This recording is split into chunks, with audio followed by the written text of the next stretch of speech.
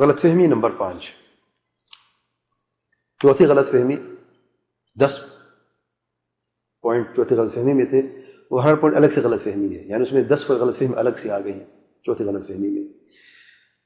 غلط فہمی نمبر 5 تو کہتے ہیں دیکھیں یہ جو 6 روزہ ہے، چلہ ہے، 4 مہینے ہیں یا 1 سال ہے، یہ سارے کے سارے ترتیب کے لیے ہیں، تحدید کے لیے نہیں ہیں، کیونکہ تحدید جو ہے بدعت ہے، لیکن ترتیب جو ہے وہ بدعت نہیں ہے۔ اس کی مثال ایسی ہے جیسے کہ اسٹوڈنٹ جو ہے وہ اسکولوں میں یا یونیورسٹیز میں یا کالجز میں پڑھتے ہیں، کیسے پڑھتے ہیں کہ وہ ان کا کورس ہوتا ہے، 2 سال کا کورس ہے، 3 سال کا یا 4 سال، وہ اپنا کورس مکمل کرتے ہیں، تو کیا یہ بدعت ہے؟ آپ سے بدعت سمجھتے ہیں؟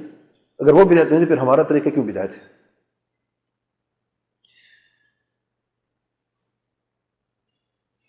اور اگر آپ لوگ پھر بھی اصرار کرتے ہیں کہ بدعت ہے، ہمارے پاس دلیل ہے چلے کی،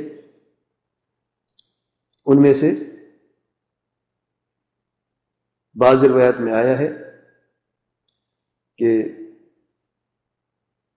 نبی کریم صلی اللہ علیہ وسلم فرماتے ہیں جس شخص نے پہلی صف میں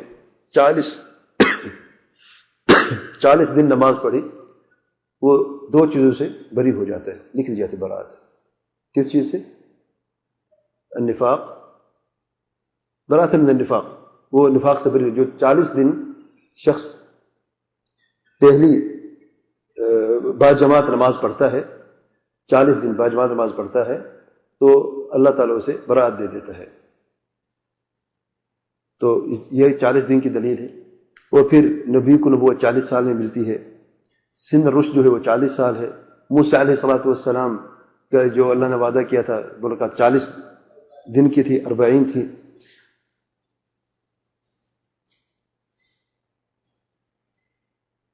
اور مختلف اس طریقے سے وہ ہمارے پاس دلائل ہیں۔ بہرحال اس غلط فہمی کا جواب جو ہے نمبر 1،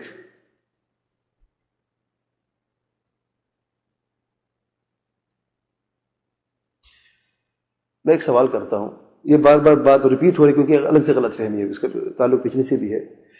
وہ کون سی چیز ہے اگر کوئی شخص کرتا ہے تو اس کو ثواب ملتا ہے، اگر اس کو چھوڑ دیتا تو گناہ ملتا ہے؟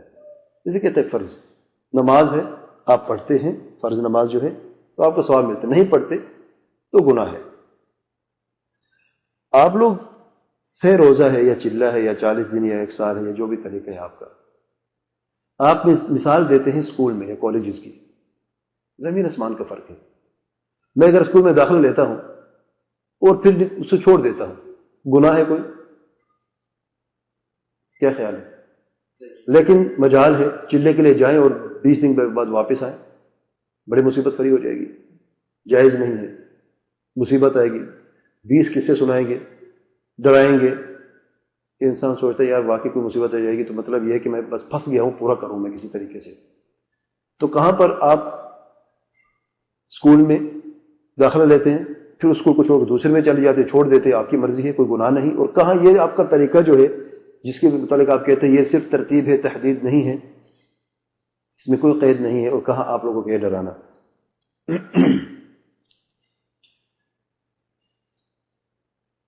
نمبر 2، وہ چیز جیسا ابھی میں نے عرض کیا ہے کہ جس کو کرنے سے ثواب ہے اور نہ کرنے سے گناہ، میں اسے فرض کہا جاتا ہے۔ آپ لوگ کہتے کہ چلے پہ جانا فرض ہے یا 6 روزہ فرض ہے، اس کے پاس آپ کے پاس اس بات کے لیے کوئی ایکسٹرا دلیل ہونی چاہیے جو آپ کے پاس نہیں ہے، اور اسے کہتے ہیں شریعت سازی، قانون سازی۔ نبی رحمت صلی اللہ علیہ وسلم سے بالکل ثابت نہیں، صحابہ کرام سے بالکل ثابت نہیں کہ وہ جب دعوت تبلیغ کے لیے جاتے تھے تو 3 دن متخصص کر دیتے تھے یا 40 دن یا 4 مہینے یا 1 سال، اس طریقے سے۔ تو آپ کے تخصیص کرنا جو ہے اس کی کوئی دلیل نہیں ہے اور جائز نہیں ہے۔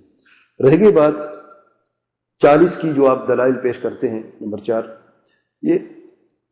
یہ عجب بات ہے، مجھے سمجھ نہیں آ رہی کہ دلیل کیسے بن گئی ہے۔